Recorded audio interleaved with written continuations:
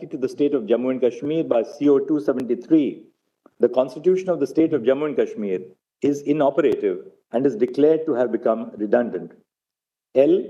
The views of the legislature of the state under the first proviso to Article 3 are recommendatory.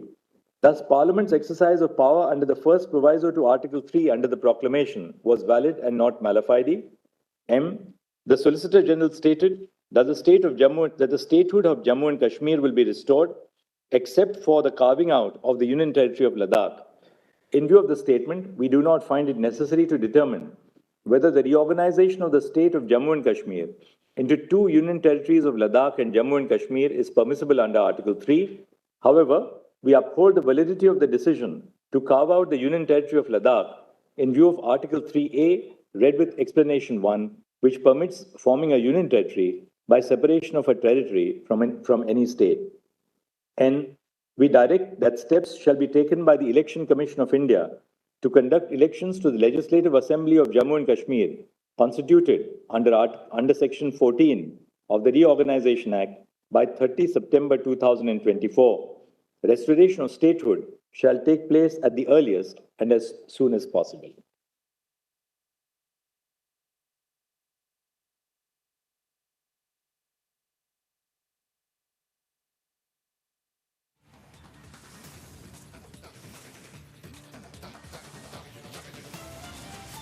Article 370 ರದ್ದು ಮಾಡಿ ಹೊರಡಿಸಿದ ಆದೇಶ ಸಂವಿಧಾನ ಬದ್ಧವಾಗಿದೆ. ಜಮ್ಮು ಕಾಶ್ಮೀರಕ್ಕೆ ಯಾವುದೇ ರೀತಿಯಲ್ಲೂ ಕೂಡ ಆಂತರಿಕ ಸ್ವಾಯತ್ತತೆ ಇಲ್ಲ. ಉಳಿದ ರಾಜ್ಯಗಳಂತೆ, ಭಾರತದ ಉಳಿದ ರಾಜ್ಯಗಳಂತೆ ಸಂವಿಧಾನದ ಅಷ್ಟೂ ಪ್ರಾವಿಷನ್ಗಳು ಕೂಡ ಜಮ್ಮು ಕಾಶ್ಮೀರಕ್ಕೂ ಅನ್ವಯ ಆಗುತ್ತೆ.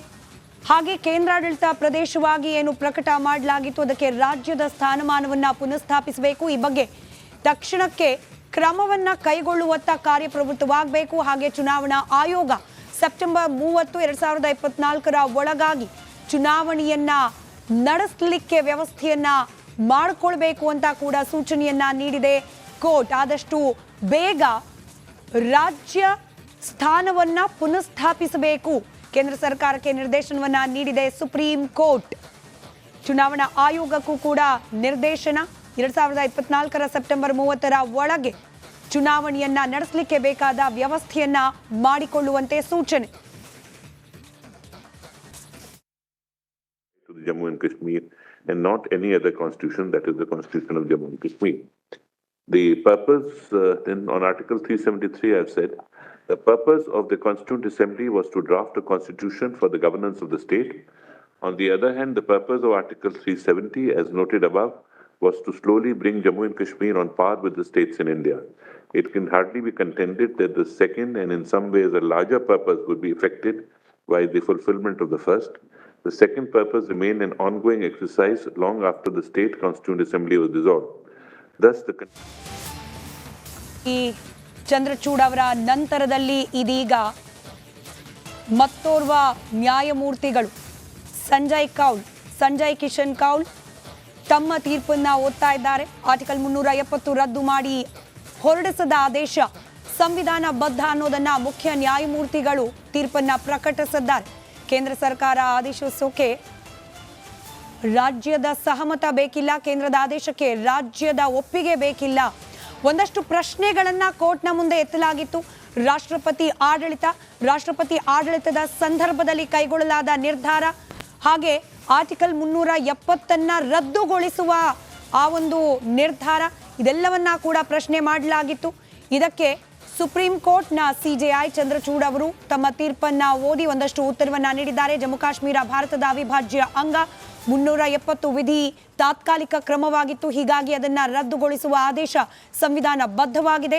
ಹಾಗೆ ರಾಷ್ಟ್ರಪತಿ ಆಡಳಿತ ಹೇರಿಕೆಯನ್ನ ಪ್ರತ್ಯೇಕವಾಗಿ ಯಾರು ಪ್ರಶ್ನೆ ಮಾಡದೇ ಇರೋ ಕಾರಣಕ್ಕೆ ಇವತ್ತಿನ ಪೀಠ ಅದ್ರ ಬಗ್ಗೆ ಹೆಚ್ಚಿಗೆ ಮಾತನಾಡೋದಿಲ್ಲ. ಇನ್ನು ಸಂವಿಧಾನದ ಎಲ್ಲ ಆಶಯಗಳು ಕೂಡ ಜಮ್ಮು ಕಾಶ್ಮೀರಕ್ಕೂ ಕೂಡ ಅನ್ವಯ ಆಗಬೇಕು. ಇತರೆ ರಾಜ್ಯಗಳ ರೀತಿಯಲ್ಲಿ ಜಮ್ಮು ಕಾಶ್ಮೀರ ಯಾವತ್ತಿಗೂ ಕೂಡ ಆಂತರಿಕ ಸ್ವಾಯತ್ತತೆಯನ್ನ ಹೊಂದಿರಲಿಲ್ಲ. ಅದು ಭಾರತದ ಭೂಮಿಯೇ, ಭಾರತದ ಇತರೆ ರಾಜ್ಯಗಳಂತೆಯೇ ಜಮ್ಮು ಕಾಶ್ಮೀರ. ಹೀಗಾಗಿ ಅಲ್ಲಿದ್ದ ಕೇಂದ್ರಾಡಳಿತ ಪ್ರದೇಶದ ಸ್ಥಾನಮಾನವನ್ನ ಪಕ್ಕಕ್ಕಿರಿಸಿ ಆದಷ್ಟು ಬೇಗ ಚುನಾವಣೆಯನ್ನ ನಡೆಸಿ ರಾಜ್ಯದ ಸ್ಥಾನಮಾನವನ್ನ ಪುನಃಸ್ಥಾಪಿಸಬೇಕು. ಆದರೆ ಲಡಾಖ್ ಯಥಾವತ್ತಾಗಿ ಕೇಂದ್ರಾಡಳಿತ ಪ್ರದೇಶವಾಗಿ ಮುಂದುವರಿಯುತ್ತೆ ಸದ್ಯದ ಮಟ್ಟಿಗೆ. ಹಾಗೆ ಸೆಪ್ಟೆಂಬರ್ 30, 2024ರ ಒಳಗಾಗಿ ಜಮ್ಮು ಕಾಶ್ಮೀರಕ್ಕೆ ಚುನಾವಣೆಯನ್ನ ನಡೆಸಬೇಕು ಅಂತ ಕೂಡ ಮುಖ್ಯ ನ್ಯಾಯಮೂರ್ತಿಗಳಾದ ಚಂದ್ರಚೂಡ್ ಅವರು ತಮ್ಮ ತೀರ್ಪನ್ನ ಓದಿದ್ದಾರೆ.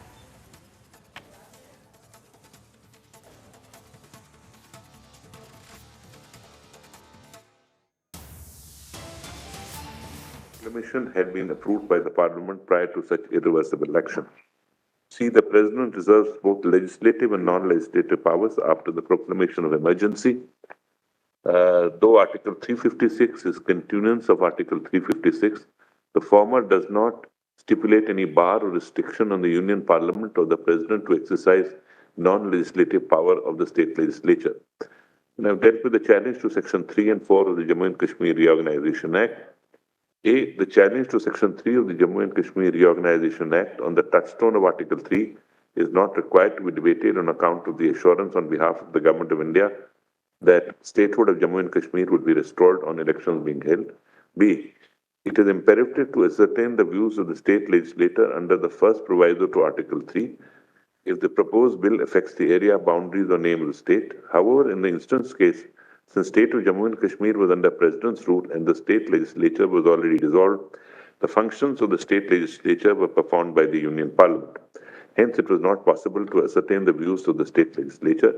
It follows that Section 3 of the Reorganization Act is valid. I have penned down an epilogue at the end of the judgment, maybe some sentiments involved. The Valley of Kashmir carries a historical burden. It has a social context. Thus, in involving constitutional status of the region, it is difficult to segregate the aforesaid. We, the people of Jammu and Kashmir, are at the heart of the debate. They have carried the burden of victims of conflict for several decades, originating from 1947 with the invasion of the valley. Intervening political circumstances did not permit a redressal to the fullest extent of the invasion. The consequences remain in terms of parts of Kashmir being occupied by other countries. The second round of insurgency holds its origin to the latter part of 1980s. There were troubled situation at the ground level, which was apparently not redressed. It culminated in the migration of one part of the population of the state in 1989-90. It is something that our country has had to live with, and without any redressal for the people who had to leave their homes and hearth. It was not a voluntary migration. The situation became so aggravated that the very integrity and sovereignty of our country was endangered, and the army had to be called in. Armies are meant to fight battles with enemies of the state and not really to control the law and order situation within the state. But then these were peculiar